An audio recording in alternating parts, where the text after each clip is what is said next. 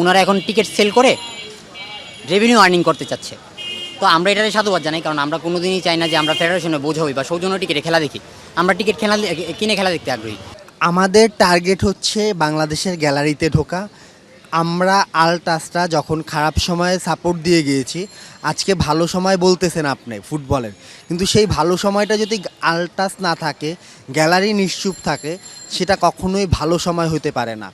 যতদিন পর্যন্ত না এটার সমাধান হচ্ছে ততদিন পর্যন্ত আমাদের এই অবস্থান কর্মসূচি চলবে। ম্যাচ শেষ হওয়ার আগ পর্যন্ত রাত দিন টোটালি 24 ঘন্টা এখানে আমাদের অবস্থান কর্মসূচি পালন হবে। আমাদের এখন থাকার কথা ছিল এলাকে বিভিন্ন ডেকোরেশন বা বিভিন্ন প্ল্যান নিয়ে করার কথা। এখন আমরা টিকিটের পিছনে পড়ে আছি, আমাদের কাছে টিকিট নেই। আমরা এখন মাঠে খেলা দেখতে পারবো নাকি তারও কোনো নিশ্চয়তা নেই। আমাদের মনে যারা আলট্রাস তারা বুঝতে পারে তাদের বুকে কী কষ্ট আছে। বিডি আলট্রাসের বর্তমান রেজিস্টার্ড মেম্বারের সংখ্যা 17,000। এই 17,000 মেম্বারের সবাইকে নিয়ে তো আমরা প্রত্যেকটা ম্যাচ দেখতে পারবো না। তো আমাদের এই ম্যাচের পরিকল্পনা ছিল হচ্ছে আমরা 3,000 লোক নিয়ে খেলা দেখব। ওই অনুযায়ী আমাদের গ্যালারির সব প্ল্যানিং হচ্ছিল। আমরা চাইছিলাম 3,000, পরবর্তীতে বলছি আমরা যে টিকিট পেয়ে যত একটা ঝামেলা হয়ে গেছে, আমাদেরকে 2,000 টিকিট দেন, 1,000 আমরা কম নেই। তারা আমাদেরকে অফার করতেছে 100 টিকিট। বাংলাদেশ যখন অস্ট্রেলিয়ার মাটিতে 7 গোল খেয়ে এসে বাংলাদেশের মাটিতে খেলার সময় আলট্রাস যখন পিছন থেকে গর্জন উঠেছিল, বাংলাদেশ ফুটবল টিম কয়টা গোল খেয়েছিল? এই আলট্রাসটা হচ্ছে একটা শক্তি, এটা যে কোনো ফ্যান বেজের একটা শক্তি, যে কোনো ক্লাবের একটা শক্তি। সেখানে আপনি খারাপ সময়টা আমি সাপোর্ট দিয়ে যাওয়ার পর আজকে আমাকে আপনি অনলাইনের মারপ্যাচ দেখাচ্ছেন, আজকে আমার সাথে দুষ্টামি করতেছেন, আমার কাছে মনে হচ্ছে আপনি আমাকে ফান করতেছেন। বাংলাদেশ ফুটবলের ট্রোল সহ্য করেছে।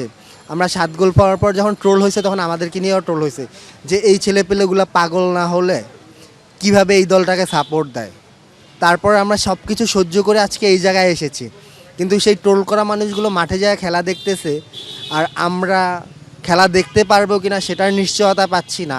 আজকের দিনে আমরা আসলে বাফুফের সাথে বিভিন্নভাবে যোগাযোগ করার চেষ্টা করছি এবং আমাদের যোগাযোগও হয়েছে। তো তারা আমাদেরকে যে আশ্বাসটা দিচ্ছিল আমাদের যে টিকিটের চাহিদা, তো চাহিদার অনুযায়ী তারা আমাদেরকে ওই চাহিদার ছিটেপুটা পর্যন্ত আমাদেরকে দিতে পারে না, 100 টিকিট মাত্র দিচ্ছে। সেই জায়গা থেকে আমরা সকালবেলা আমাদের পেজে একটি স্টেটমেন্ট দিই আজকের এই কর্মসূচি এবং আমাদের অবস্থান কর্মসূচিটা।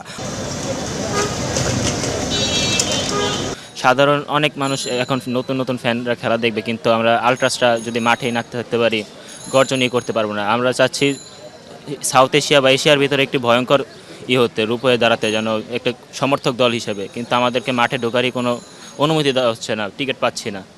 আমরা যদি গর্জন উঠাতে পারি, ইন্ডিয়া বা